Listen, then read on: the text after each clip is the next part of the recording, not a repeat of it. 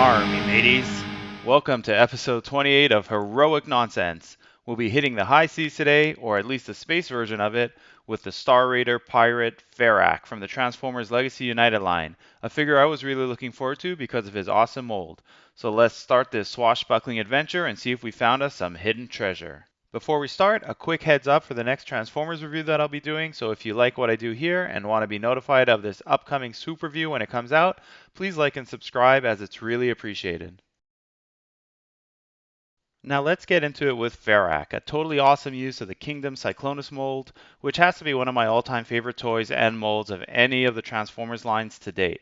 I always loved the Cyclonus character and design growing up, though I never got the original figure itself, and always wished they'd make him in a toon comic accurate way.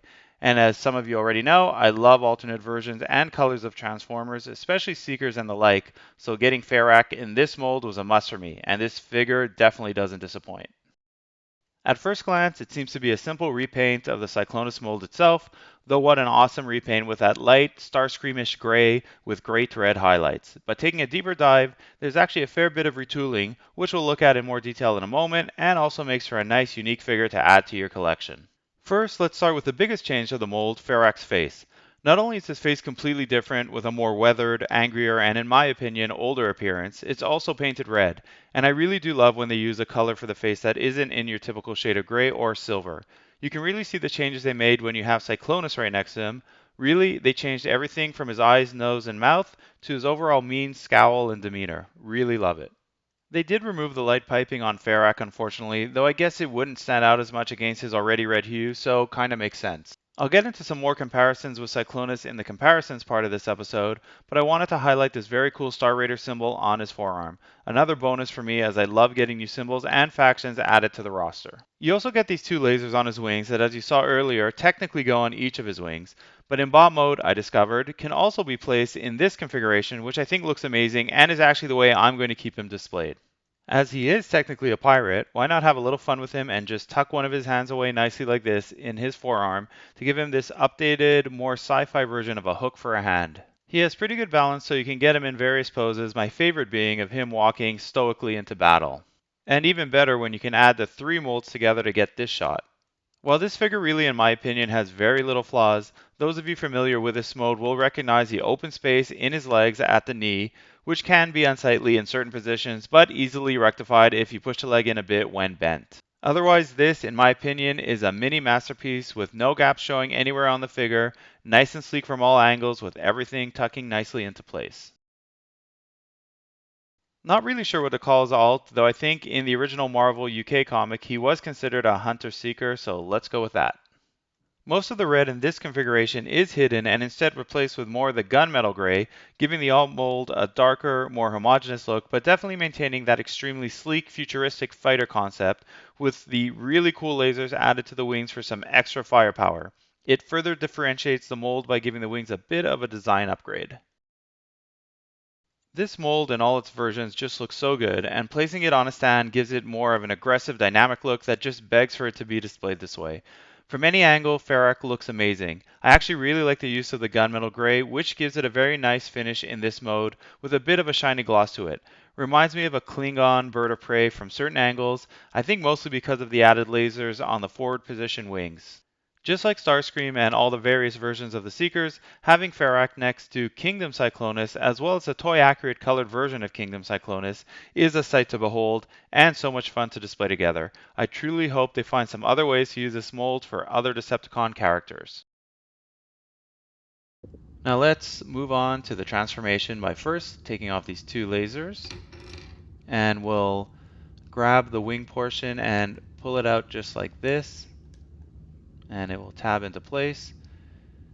We'll also rotate up the forearm 90 degrees and just tab it into the bottom portion of the wing. And then you'll just open up the bottom part of the forearm and rotate in the fist. So that's one arm ready to go. We'll do the same on the other side, so just pull out the wing and tab it into place.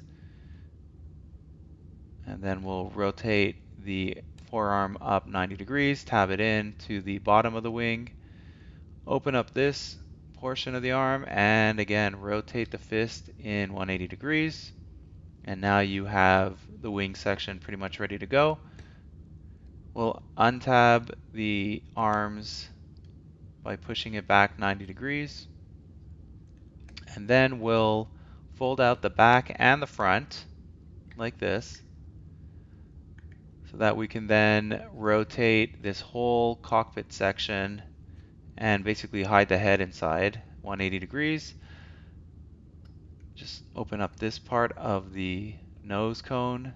We'll pull out the front section, push it back in, and close everything back up, front and back.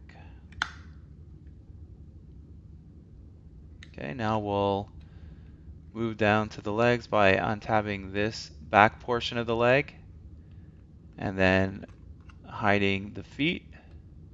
You'll open up this thruster part and click it in. Same for the other leg. We're going to lift it up like so, and then just push in the foot. Open up that thruster a little bit. Don't push it up all the way or it could fall off, and then get loose. Okay, now we're just going to basically push the legs in. You just gotta wiggle it in like that. And then we'll tab them together. And that's pretty much the back section. I like to lower this down a bit so that when you rotate the cockpit after you've lifted up the arms a bit, to give it some room, you can just rotate it 180 degrees like I just did, and then tab it right into the legs. We'll bring down these wing sections and thrusters, I guess air intakes, and push it in the back like I did there. So bring down these air intakes again, make sure it's positioned properly, and then just, you can see the tab right there, tab it into the back thruster, and there you go. Oh yeah, don't forget to open up these flaps. There we have FERAK in his Hunter-Seeker jet mode. And let's not forget adding in the lasers onto the wings, so you just tab them into these slots on each of the tips of the wings, and they fit in pretty snugly. And there you go. Now you have FERAK in jet mode, nice and complete.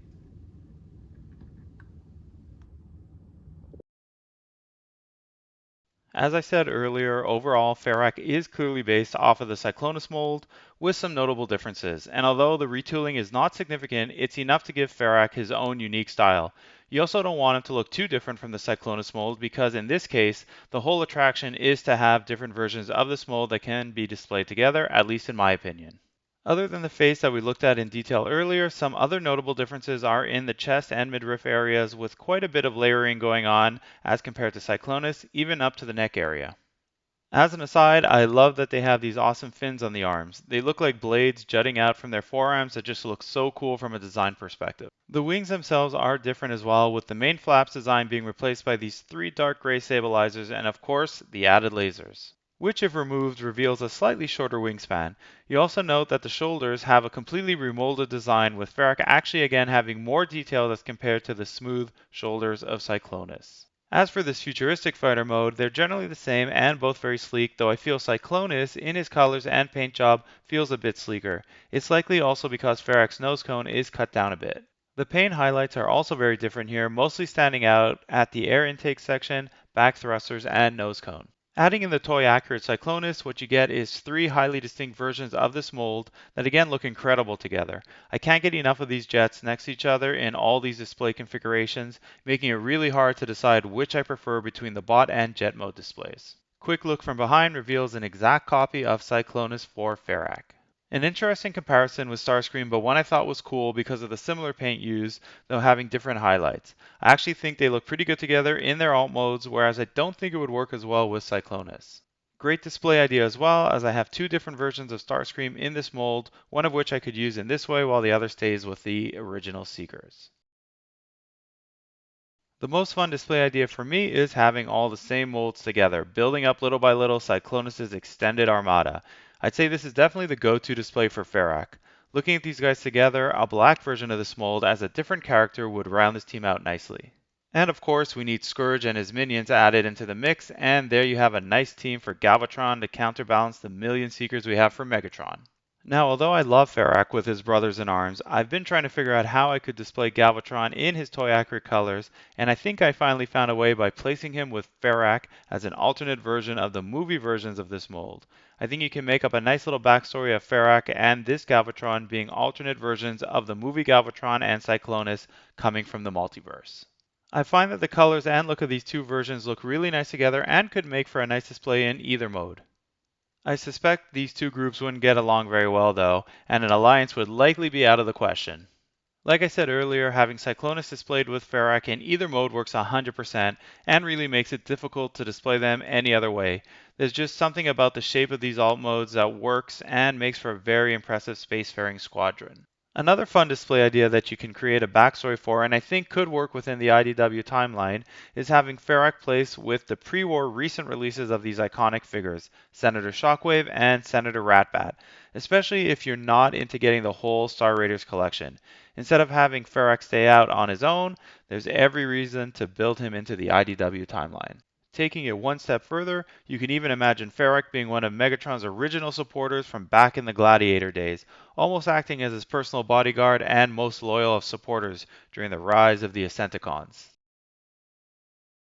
Let's just take a quick look at the box art, which I always like to do at the end of the episode. Really nice image of his Hunter-Seeker mode juxtaposed to the figure as seen through the cutout. With very nice artwork of FERAK in his robot mode, with the dark red menacing face popping right off of the box.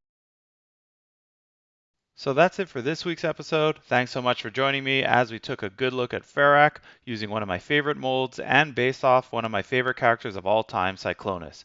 What do you guys think of FERAK, the use of this mold, or even Cyclonus in general? Let me know in the comment section below. And remember, it's all such heroic nonsense in the end. Bravo!